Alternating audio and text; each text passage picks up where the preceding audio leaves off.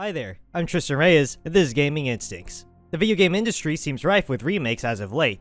Popular titles from the past bestowed with new life for a modern generation. From Final Fantasy VII to Resident Evil 2, remakes fill fans with both longing and dread, as older gamers hunger to share their favorites with a new crop of players, praying the entire time that the remake remains true to the original.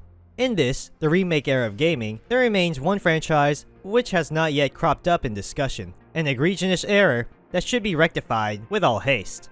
Legacy of Kain.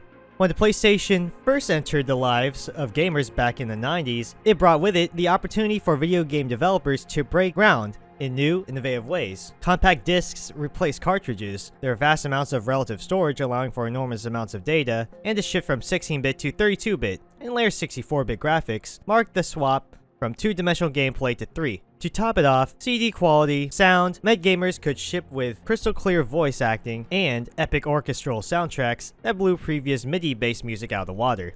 The Legacy of Kain series took all these elements and combined them to do something that had never been done before in the realm of video games. Employ epic cinematic storytelling steeped in gothic fantasy with dialogue delivered in a dramatic Elizabethan fashion by classically trained actors, starting with Blood Omen and continuing on through Soul Reaver, Soul Reaver 2, Blood Omen 2, and finally, Defiance. Millions of players around the world found themselves invested in the struggles of eponymous anti-hero Kain and the fallen fate of Raziel, first of Kain's vampiric children. Looking at all other remakes that have seen recent release and are planned for the future, it seems odd, and a little bit sad, to think that, as of yet, fans haven't heard even a single whisper regarding Legacy of Kain. The entire series deserves a remake, and now is a perfect time for an enterprising team to produce one. Some fans of the Legacy of Kain series might find themselves surprised to learn that there were once some questions raised regarding whether or not titular vampire Kain was a character with whom players would empathize. The general idea behind the overarching plot was simple on the surface, but simultaneously a philosophically fathomless ocean. What is evil anyway? Perhaps nothing more than a point of view. Kain exemplifies this concept in Blood Omen, with his refusal to sacrifice himself to restore the pillars of Nosgoth, condemning the world to corruption.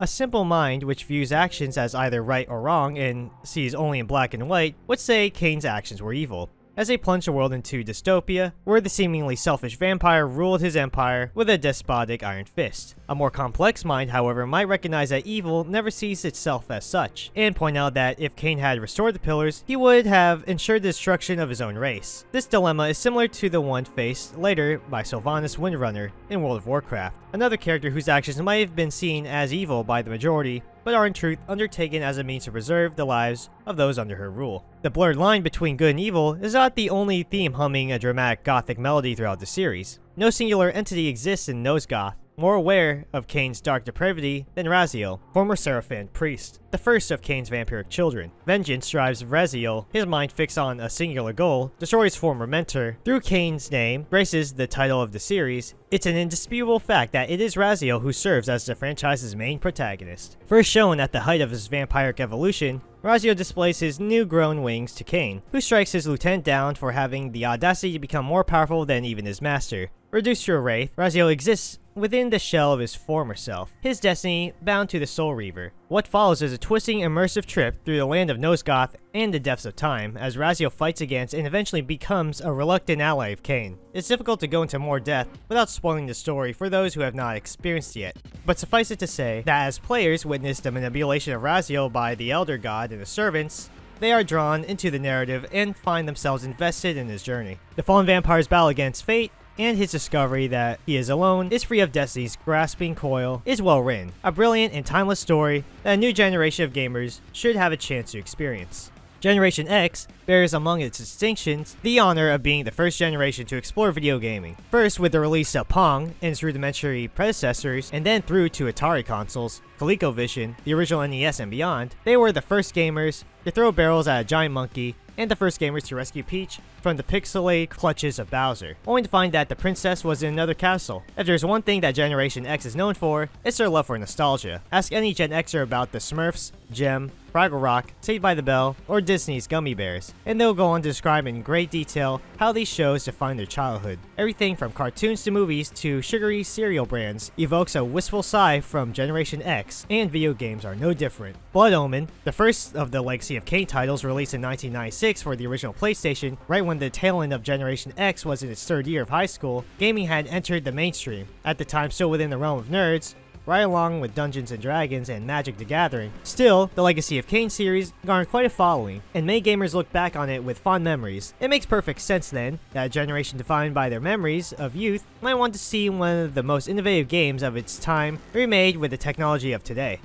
Despite their general greatness, the Legacy of Kain games were not without their issues. Blood Omen was produced in 2D, and the Soul Reaver games drew mild criticism for short gameplay length combined with the perceived lack of replayability, as well as what some considered ambiguous endings. Rectifying the first problem was easy, as any remake of the series would mean Blood Omen would be reproduced in 3D. Replayability issues, however, might take a bit more thought. One concept developers thinking of taking on this project might consider is combining the entire series into one game. While at first, this idea might give fans pause, it's important to consider that the reason the original games each ended in an ambiguous manner was that they were always intended to be continued. Soul Reaver 2 even begins with the exact same cutscene that ends its prequel. Further, after combining the games into one, developers could create multiple endings depending on the player actions. The Legacy of Kain story is, after all, about vampires who can travel through time. The story itself hinges on this, as Raziel chases Kain throughout Nosgoth's history, attempting to change the past in order to save the future. By combining all the games into one massive title and providing multiple endings for players to explore, an ambitious studio could erase the few problems Legacy of Kain suffered from, bringing it closer to the heights of perfection.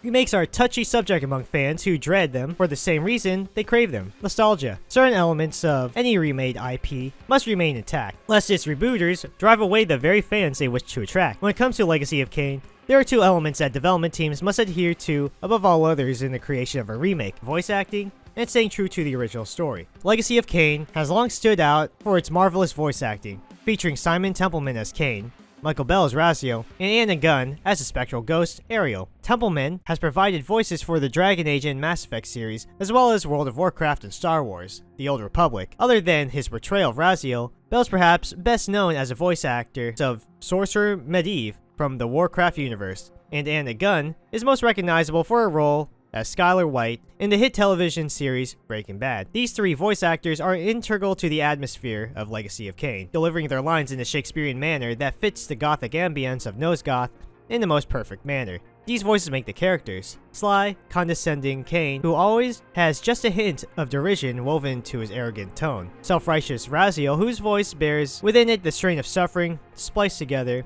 with the burning fires of vengeance; sorrowful, heartbroken Ariel, forever floating amongst the pillars, mourning the loss of her beloved Nupraptor. To recreate these games in any way without hiring these particular talents would be a travesty, and drive dedicated fans away from purchasing a remake. Along with the original voice actors, any Legacy of Kain remake should also include the original writers of the story. Director, designer, and writer Amy Hennig, in particular, would be integral to the process, for even she has stated that Soul Reaver is her greatest achievement. After the release of Legacy of Kain: Defiance, Hennig departed Crystal Dynamics to work as creative director for Naughty Dog, a position she then left in 2014 to join Visceral Games to work on their ill-fated Star Wars project. Hennig departed EA in January 2018, and in November 2019, announced she had joined Skydance Media to start a new division there for new story-focused experiences that employ state-of-the-art computer graphics. To provide the visual fidelity of television and film, but with an active, lean experience that puts the audience in the driver's seat,